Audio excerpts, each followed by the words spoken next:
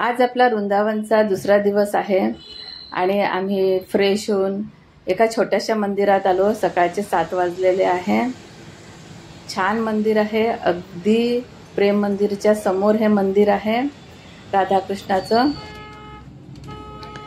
आता आपण वृंदावन वरून मथुरेला कृष्ण जन्मभूमी बघायला चाललो आहे। ही एसी बस आहे। इथे एसी बसेस खूप आहेत। तिकीट अगदी 35 रुपये आहे। बसचं शेड्यूल पण मी तुम्हाला इथे देत आहे।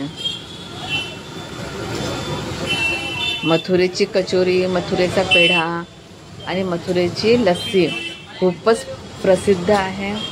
तर आम्ही पण थोडा थोडा नाश्ता इथे केला। खूप छान होता नाश्ता। आता आपण 10 रुपयाचा ई रिक्षा करून कृष्ण जन्मभूमीला चाललो आहे।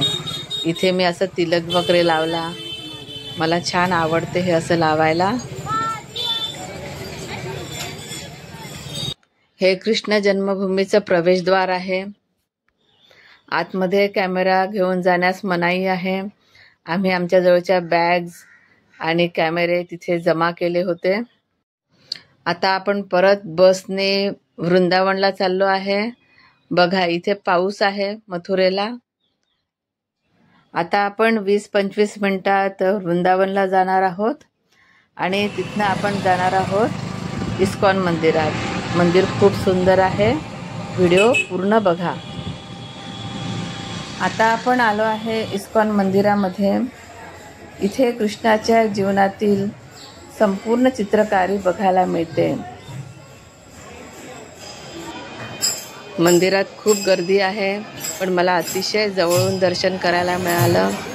मी तुम्हाला दाखवते आहे अगदी जवळून। खूपच छान मूर्ती दिसत होती। ही बलराम आणि कृष्णाची मूर्ती आहे, खूप सुंदर आहे।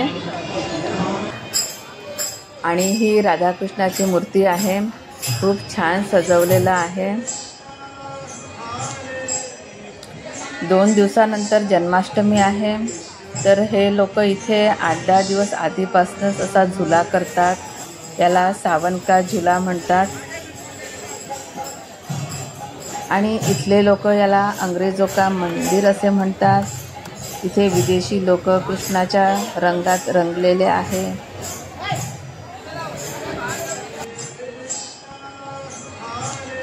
आणि कंटिन्युअसली हरे कृष्णा हरे रामाचा जाप हे लोक करत असतात। खूप छान वाटतं तिथे।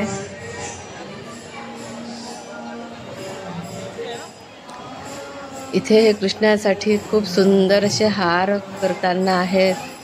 तिथेच करत होते हे लोक आणि छान हरे कृष्णाचं असं म्युझिक मागणं सुरू होतं। अतिशय सुंदर असं वातावरण होतं आणि या फुलांचा सुवास सगळीकडे दरवळत होता। आम्ही इथे अर्धा-पाऊण तास बसलो।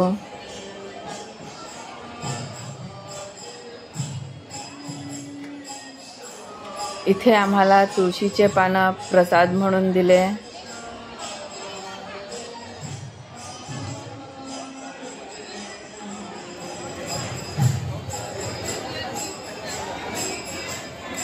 आणि इथे बाजूलाच एक छानसं म्युझियम आहे।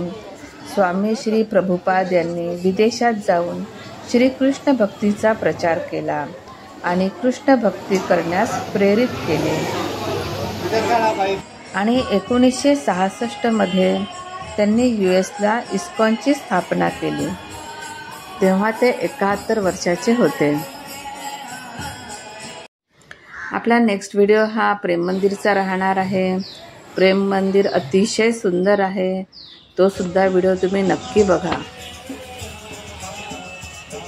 आणि इथे पूर्ण रस्ताभर हरे राम हरे कृष्ण भजन चालू असतं। वातावरण अगदी वेगळं आहे। खूपच छान आहे। प्रत्येक ठिकाणी भजन कीर्तन चालू असतं रस्त्याने। तुम्हाला माझा व्हिडिओ कसा वाटला नक्की कमेंट करून सांगा। चॅनलला लाईक, शेअर आणि सबस्क्राईब करायला विसरू नका। थँक्यू।